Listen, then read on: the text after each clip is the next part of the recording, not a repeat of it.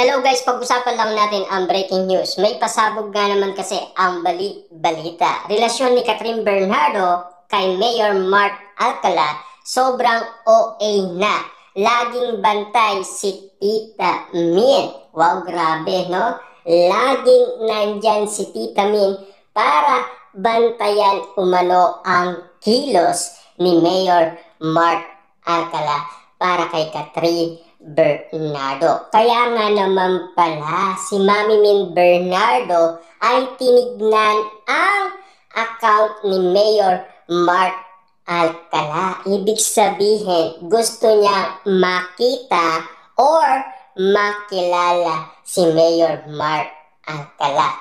At agad-agad din unfollow ni Mami Min Bernardo si Mayor Mark Alcala. Kita nyo naman, gwardyado kaagad si Tita Min, laging nandyan para sa kanyang anak.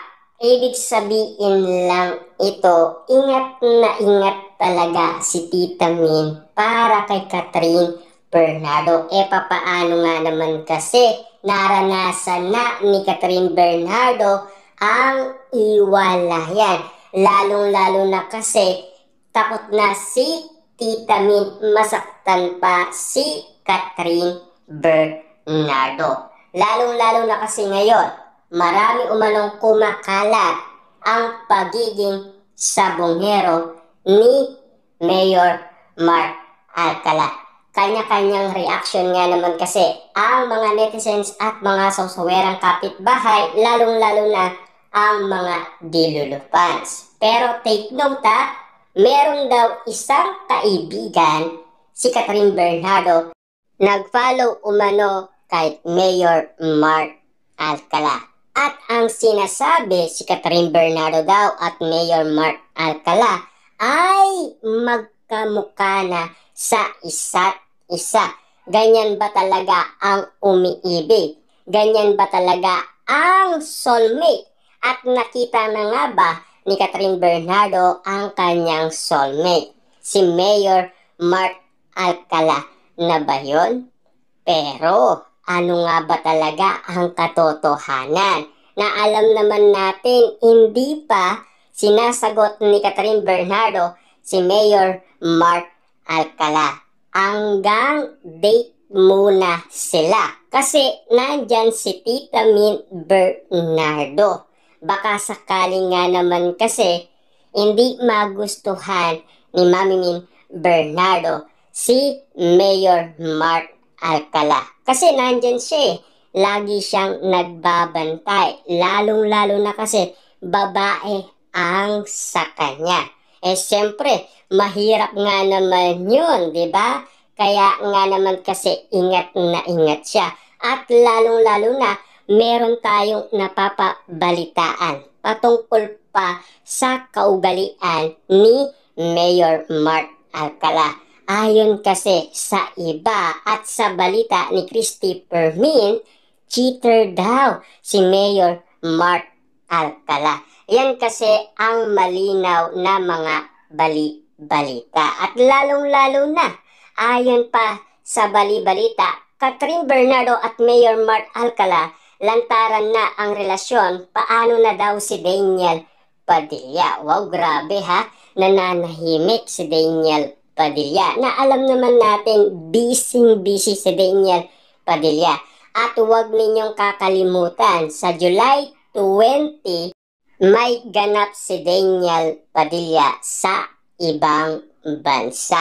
At siyempre, nag-iintay na doon ang nasa UK. At lalong-lalo na sa August 30, 2025, siyempre may ganap din si Daniel Padilla at pinag-uusapan kung kasama niya si Catherine Bernardo sa ASAP England. Yan kasi ang pinag-uusapan. Lalong-lalo na kasi ngayon, diba, pinag-uusapan wala pa daw resibo at ebidensya patungkol umano kay Mayor Mark Alcala at Catherine Bernardo. Pero maraming nagsasabi na lagi daw nakabantay si Tita Min Bernardo kay Catherine Bernardo. Kasi maraming kumakalat ngayon na bali-balita patungkol sa pagdidate umano ni na Catherine Bernardo at Mayor Mark Alcala. Siyempre, inaala naman ng bali-balita, baka privacy muna ang kagustuhan ni Mayor Mark Alcala at Catherine Bernardo. Lalong-lalo na, ito ay matagal na rin pinag-usapan. 2024 pa, pinag-usapan na umano ang panliligaw ni Mayor Mark Alcala kay Catherine Bernardo. Papaano nga naman kasi, marami talagang naliling kay Catherine Bernardo. Kita nyo naman, sa daming naliling sa kanya, pero iisang tao lang ang sinisigaw ng kanyang puso. Siyempre, si DJ yun. Wala naman ibang sinasabi si Catherine Bernardo, 'di ba? Kundi Daniel Padilla lang. Mahirap nga naman kasing kalimutan ang nasabing relationship na tumagal ng 11 years. At lalong-lalo na kasi, naging masaya sila, kasama ang pagsubok, kasama ang lungkot, kasama ang awayan nila.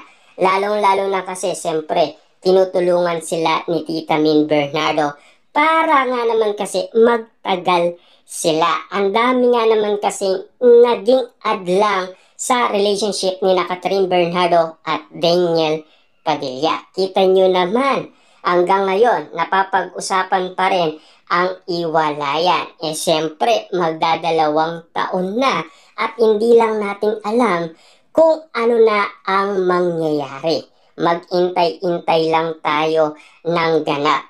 At kung gusto ninyo ng ganitong content patungkol umano sa nangyayaring bali-balita kay Catherine Bernardo, maaari kang mag-subscribe para magbigay pasasalamat na lang sa ginagawa natin na content. At lalong-lalo na, i-click mo na rin ang notification bell para updated ka sa lahat ng mga balita at ganap ni Catherine Bernardo. At lalong-lalo na, pwede kang mag-comment at mag-suggestion kung ano na nga ba talaga ang tunay na nangyayari kay Catherine Bernardo. Siyempre, aalamin natin yan at kakalkalin natin yan.